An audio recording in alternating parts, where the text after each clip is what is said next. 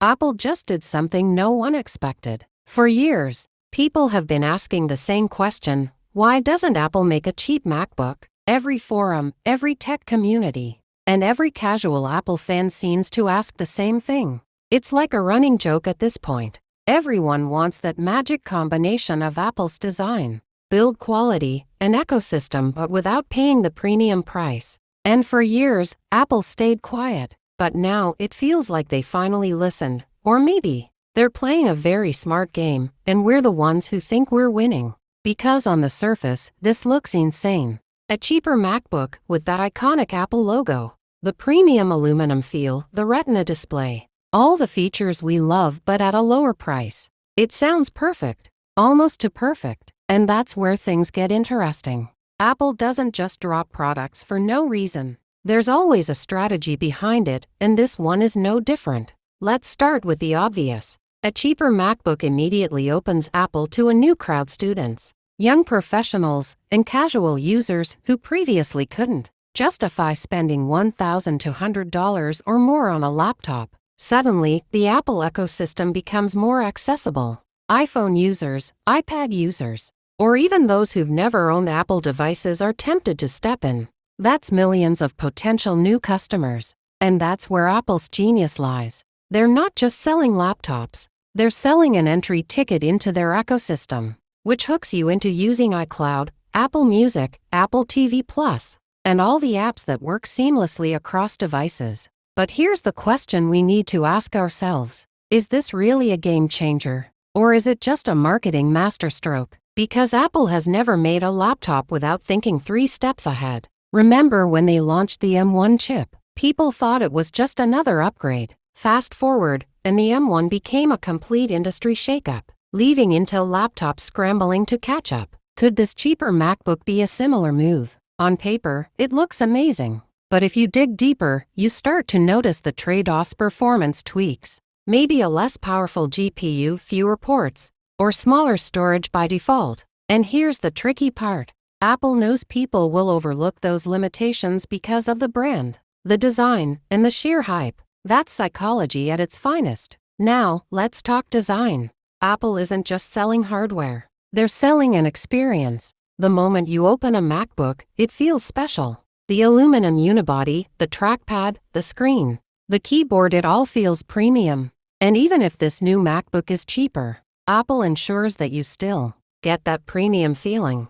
That's why many will say, it feels like a $1,000 laptop, but I paid $700. And here's the kicker. Once you're in love with that feeling, you start comparing everything else in your life to it. That's Apple's subtle power move. And we can't ignore the timing. The tech world has changed dramatically in the last few years. Chromebooks, budget Windows laptops, and even tablets have eaten into Apple's market share. People were looking for cheaper alternatives, and Apple risked losing relevance to a generation of students and young professionals who prioritize price over brand loyalty. By launching a cheaper MacBook, Apple isn't just responding, they're reclaiming that audience. They're saying, yes, we hear you, and here's a product tailored for you. But still under the Apple philosophy, that's a very calculated move. Now, let's be real. A cheaper MacBook might tempt a lot of people who were previously on the fence. But there's another angle here that Apple knows well.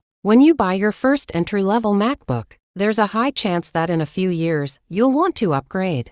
And guess what? By then, Apple will have even more powerful machines, new chips, and better features. So in a way, this cheap MacBook is not just a product. It's a funnel. It's a way of turning first-time buyers into long-term customers. And this isn't just theory. Look at the data from past Apple launches. The first iPhone, the first iPad, they weren't cheap. But once Apple created devices for a wider audience, the adoption curve skyrocketed. This new MacBook could very well follow the same pattern.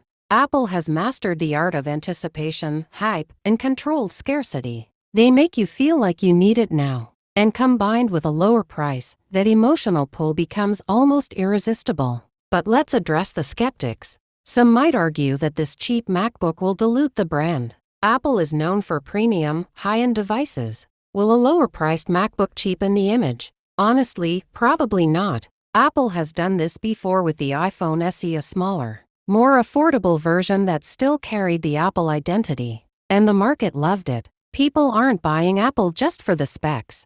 They're buying a feeling, an experience, and a guarantee of quality. Now, I want you to think about this. How does this impact the competition? Windows laptops, Chromebooks, and even Android tablets suddenly face a new challenger at the lower price points. Apple's brand prestige, combined with a more accessible price, could disrupt the entire laptop market.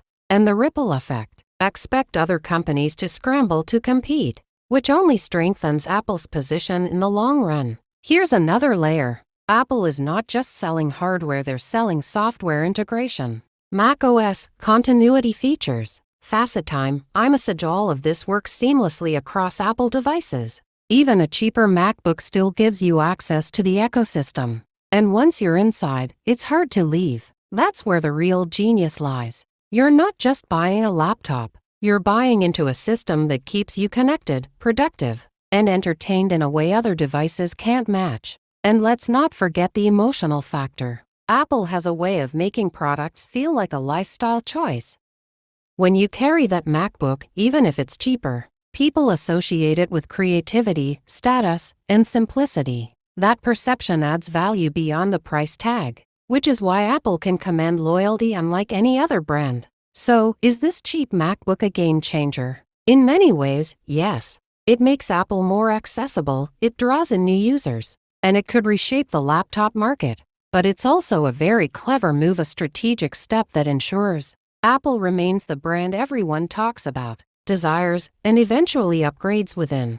And that's the brilliance of Apple. They don't just sell products. They sell a carefully orchestrated experience that feels personal and necessary. At the end of the day, whether you're excited or skeptical, one thing is clear: Apple just shifted the rules of the game. They've answered the call for a more affordable MacBook, but in doing so, they've also reminded the world why they are so hard to compete with. This isn't just about price, it's about influence, strategy, and the uncanny ability to make millions feel like they're making a choice, while Apple is quietly steering the entire market. So the next time you see someone unboxing the cheaper MacBook, remember, this is more than a laptop. It's a carefully designed experience, a gateway into Apple's ecosystem, and a reminder that Apple doesn't just make products, they create desire. And now, for the first time in years, that desire is more attainable than ever. And honestly, that's what makes this moment so interesting. Because the question isn't just whether you want a cheap MacBook.